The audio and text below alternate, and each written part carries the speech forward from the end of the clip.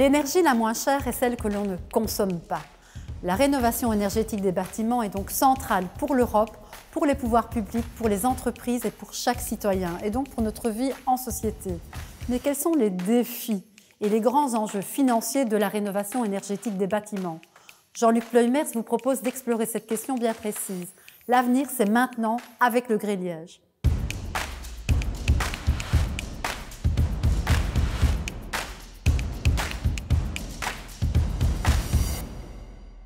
Les pouvoirs publics comptent notamment sur l'expertise de Renowatt pour améliorer la qualité des bâtiments et leur donner une nouvelle vie.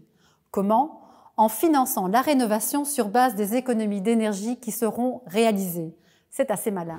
Renowatt est une centrale d'achat public. L'objectif est d'aider les localités publiques à réaliser les travaux de rénovation énergétique de leurs bâtiments. Renowatt a été repris dans la DPR, la déclaration de politique régionale de la région wallonne, comme étant le véhicule de la région pour réaliser 3% de rénovation énergétique de bâtiments publics. Le volume d'investissement que nous avons mis en place actuellement permettra de diminuer pas moins de 43 000 tonnes de CO2. Au-delà de l'aspect rénovation énergétique, nous visons évidemment à améliorer le confort, améliorer la santé dans les bâtiments, avoir un impact positif sur l'emploi local et encourager l'innovation technique.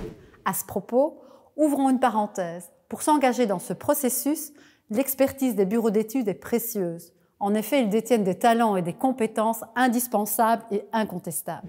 La rénovation énergétique, ça couvre aussi bien l'enveloppe du bâtiment, donc ça couvre l'entièreté du secteur, mais également les systèmes énergétiques assez complexes qui évoluent énormément pour s'adapter aux bâtiments existants et pour pouvoir proposer des solutions donc innovantes.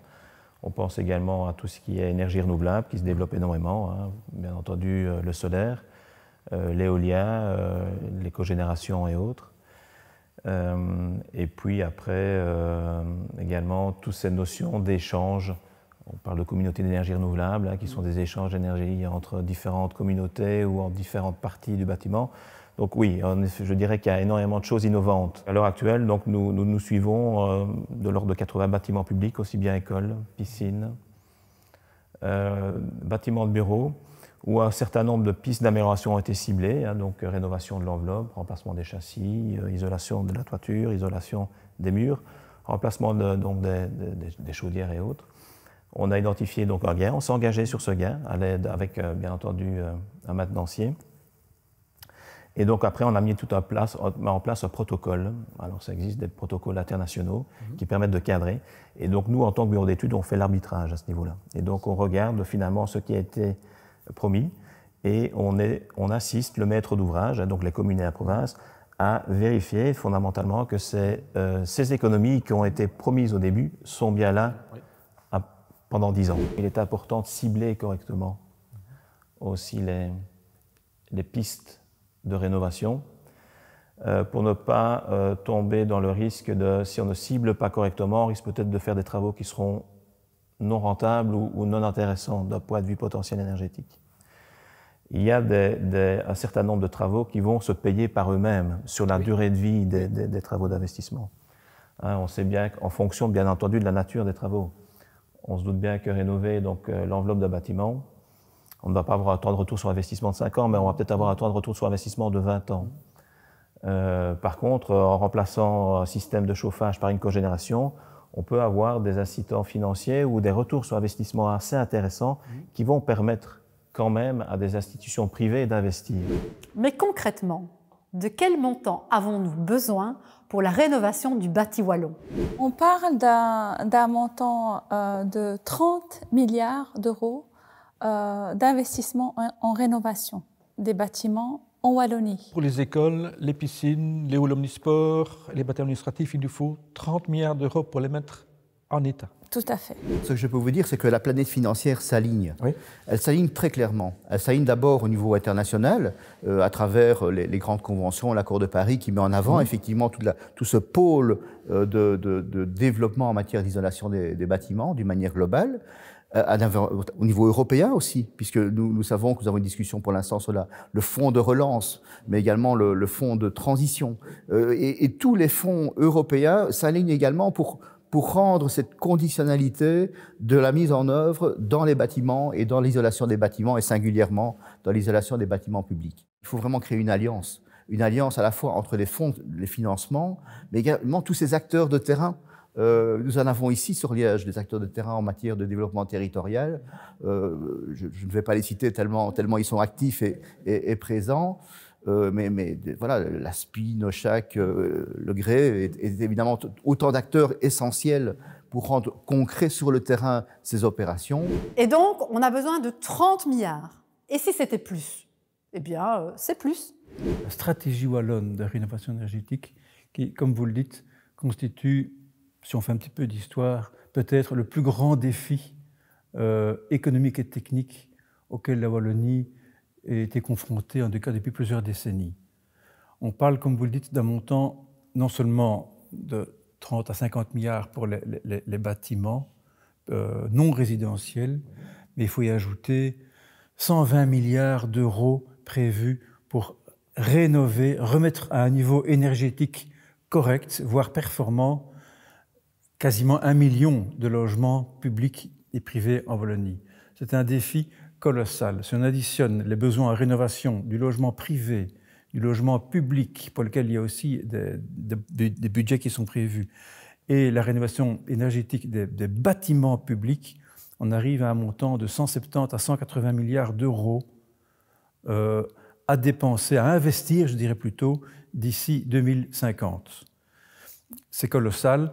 Il est grand temps de se retrousser les manches parce qu'il faut déjà le souligner, il ne faut pas croire qu'on a 30 ans devant nous pour se préparer tout doucement. Il faut commencer rapidement. Ce n'est pas sur les 10 dernières années, de 2040 à 2050, qu'on y arrivera.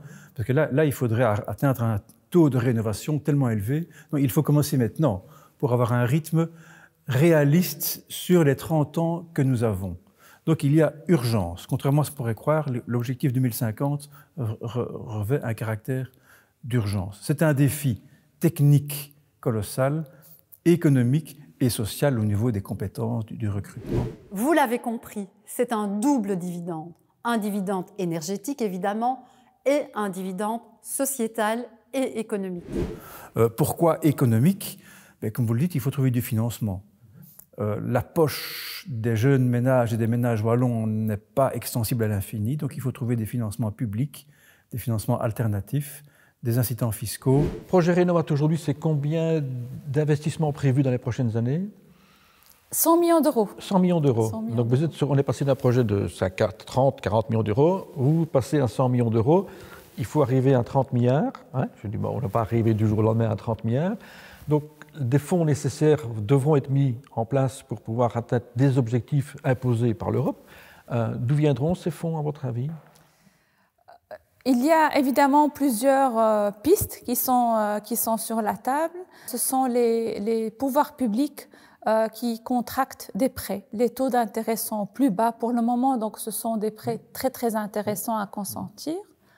Mais la piste du tiers investisseur est sur la table de la région. Oui. C'est une piste qui est sérieuse.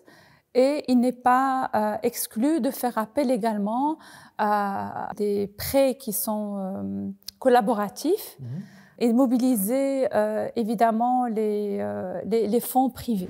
On va aller, je pense, aussi vers un nouveau marché qui va être celui de la rénovation, où il va être vraiment utile et important de rénover les anciennes habitations pour arriver avec des consommations énergétiques qui sont acceptables. Voilà, parce que je pense à certaines vieilles habitations des années 60-70 qui sont de vrais gouffres financiers en termes de coûts énergétiques. 60% des habitations région wallonne datent d'avant 70 et 25% avant l'an 1900. Donc il y a le travail pour vous. Voilà, tout à fait. Il y a un vrai marché. Vous êtes prêt à relever le défi? Pardon? Vous êtes prêt à relever le défi? Ah ben oui, on est en pleine réflexion par rapport à ça, tout à fait, parce que actuellement on était plus orienté sur le bâti neuf. Et là, on a vraiment une réflexion sur la partie, la branche rénovation, pour pouvoir amener des solutions à nos clients. Ici, nous sommes aussi dans une réflexion d'optimiser les interactions entre les différentes techniques du bâtiment pour simplement, par exemple, optimiser l'autoconsommation d'un bâtiment. Donc, il y a une unité de production photovoltaïque. L'idéal est quand même de consommer l'énergie au moment où elle est produite. Donc, on est en train, nous, de rechercher des solutions au travers de rénovation globale d'un bâtiment, par exemple. Donc, au travers d'un projet de recherche ici que nous allons mettre en place probablement début de l'année prochaine sur la ville d'Herstal, où là, nous allons rénover des logements sociaux, mais de manière complète et globale, et revoir vraiment tout le bâtiment dans son ensemble. Isolation, ventilation, unité de stockage, un véritable microgrid énergétique. Un autre projet novateur avec impact sociétal important est le projet Arthur. Dans un projet comme le projet Arthur, il y a plusieurs phases. Il y a une phase qui demande effectivement une technologie de haut niveau. C'est évident que quand on vise l'autonomie énergétique de bâtiments avec des solutions, je dirais, du 21e siècle, de l'IoT, des systèmes de gestion de robotique très évolués. C'est clair qu'on travaille avec l'Université de Liège, on travaille avec Louvain-la-Neuve, mais à côté de ça, nous avons effectivement tout le travail de désossage du bâtiment.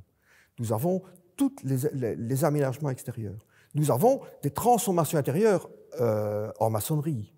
Et donc c'est clair que des entreprises comme le Coup de Main, comme le Fil à Plomb, comme Recmason, sont des entreprises qui ont toute leur légitimité. Les régies de quartier aussi.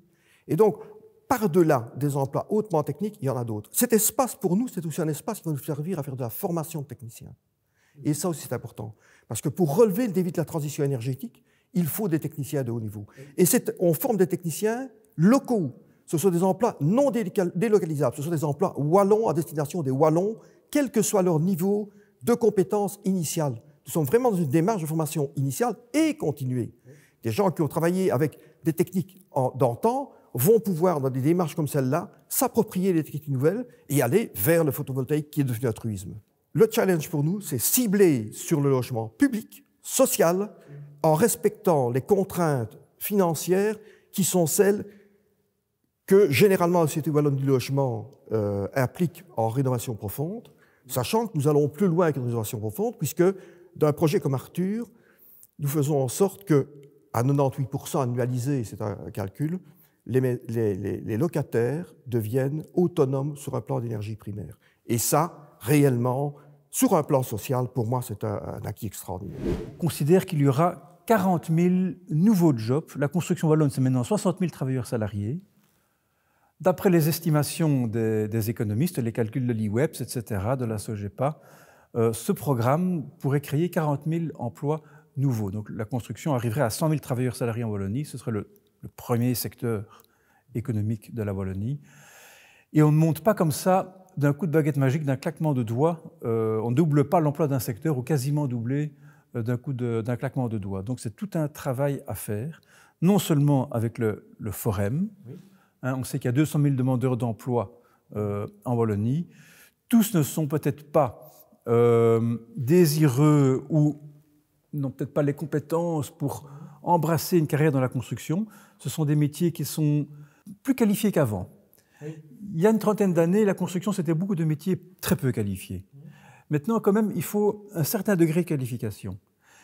Il faut des ingénieurs, mais il ne faut pas que des ingénieurs. Il faut quand même être compétent comme menuisier, comme ardoisier, comme maçon. Il y a maintenant des outils numériques qu'on utilise, des nouveaux matériaux, en électricité, en domotique, etc. Il faut quand même des compétences. Rendez-vous sur la page YouTube du Gré-Liège pour justement évoquer ces 40 000 emplois du futur. C'est dans le prochain épisode de L'avenir c'est maintenant avec le Gré-Liège.